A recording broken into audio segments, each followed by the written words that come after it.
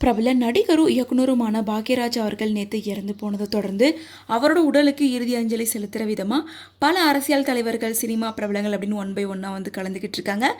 அந்த வகையில் சிஎம் விஜய் அவர்கள் நேற்று முதல் ஆளாகவே வந்து கலந்துக்கிட்டு அவருக்கு அரசு மரியாதை வழங்கப்படும் அப்படின்னு அனௌன்ஸ் பண்ணிட்டு போயிருந்தாரு.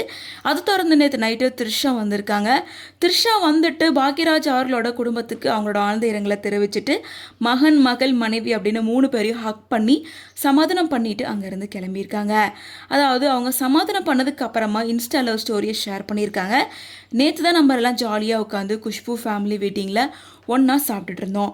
அடுத்த நாள் உங்களுக்கு இப்படி ஆகும் நான் நினைக்கவே இல்லை அப்படின்னு சொல்லி ரொம்ப எமோஷ்னலாக பேசியிருக்காங்க.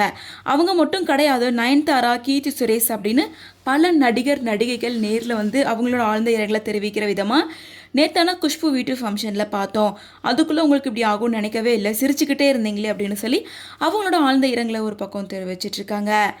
ஏன்னா 2 days முன்னாடி நடந்த குஷ்பு ஃபேமிலி வெட்டிங்கில் சங்கீத், மெஹந்தி உள்ள எல்லா ஃபங்க்ஷன்லையுமே கோவாவில் ரொம்ப சந்தோஷமாக சிரிச்சுக்கிட்டே இருந்த பாக்யராஜ் அவர்கள் வீட்டுக்கு ரிட்டர்ன் ஆனதுக்கு அப்புறமா தூங்கி எந்திரிச்சு வாக்கிங் போனவருக்கு இப்படி ஆகும்னு யாருமே எக்ஸ்பெக்ட் பண்ணலை அப்படின்னு சொல்லி பலருமே அவங்களோட ஆதங்கத்தை ஒரு பக்கம் கொட்டி தீர்த்துட்டு வராங்க.